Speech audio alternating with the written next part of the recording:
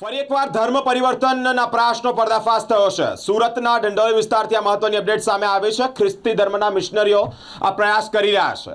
હિન્દુ સંગઠનોએ ભારે રોષ વ્યક્ત કર્યો છે। એમએલએ મનુ પટેલની હાજરીમાં તમામ સંગઠનો વિરોધ કરી રહ્યા છે। મિશનરીઓનો જે દરવાજો હોય તે ખોલી નાખ્યો છે। હાલ અત્યારે વિરોધ કરવામાં આવી રહ્યો છે। સુરતના ડિંડોલી વિસ્તારમાં હિન્દુ સંગઠનો આ એક મોટો પર્દાફાશ ધર્મ પરિવર્તનનો કર્યો છે। ખ્રિસ્તી મિશનરીઓ દ્વારા ધર્મ પરિવર્તનનો પ્રયાસ કરવામાં આવતો હોય ત્યારે હિન્દુ સંગઠનો વિરોધ કરી રહ્યા છે। ગઈકાલે ડિંડોલી વિસ્તારની અંદર રાજમહેલ મોલની અંદર લગભગ છેલ્લા 3-4 મહિનાથી આ લોકો એમનું એક રેકેટ ચલાવતા હતા ધર્મ પરિવર્તનનું। જ્યારે ખ્રિસ્તી મિશનરીના જે પાદરી આવે અને એના પાસ્ટરો આવે એ લોકો અહીંયા એમની પાસેથી એમને માળા કરાવતા હતા, એમના ધર્મ માટેની વાતો કરતા હતા અને એમને એમના ધર્મની અંદર લઈ જવા માટેની પ્રેરણા આપતા હતા।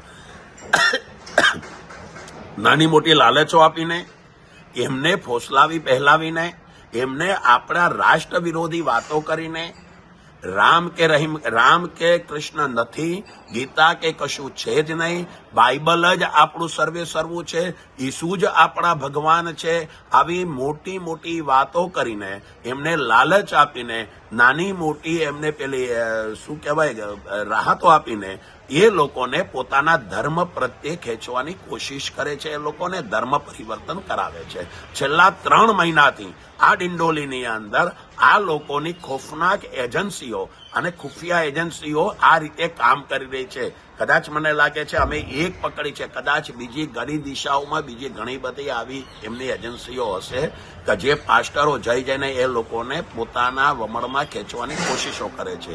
પણ આ રાષ્ટ્ર વિરોધી કામને ક્યારેય પણ અમે સાખી લેતા નથી અને અમારી જે ગ્રુપ છે, અમારું જે યુવાધન છે, આ યુવાધનને કદાચ મને એવું લાગે છે કે આ લોકો હિન્દુ સંસ્કૃતિને છોડીને એ લોકો એમના બાઇબલ અને ખ્રિસ્તીની પેલા એની અંદર લઈ જાય છે।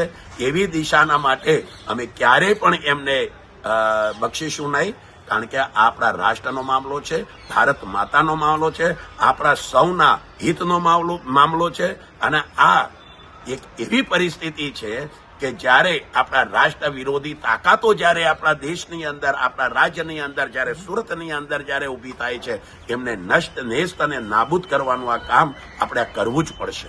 કેટલા લોકો અત્યાર લગીમાં ધર્મ પરિવર્તન કરાવ્યું છે?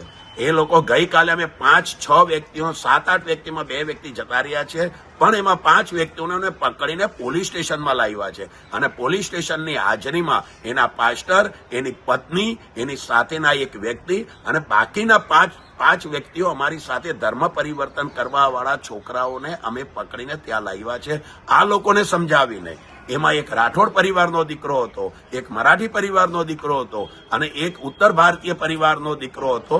આ બધા જ ભાઈઓને અમે સમજાવી પોસલાવીને એમને જ્ઞાન આપ્યું, એમને ભગવાન શ્રી રામ શું છે, ભગવાન શ્રી કૃષ્ણ શું છે, આપણી ગીતા શું છે, આપણો ધર્મ શું છે, આ બાબતની એમને 2 કલાક સુધી ચર્ચા કરી અને એમને એમાંથી મુક્ત કરી અને પોતે પોતાના ઘર વાપસી કરવાનું કામ કર્યું છે।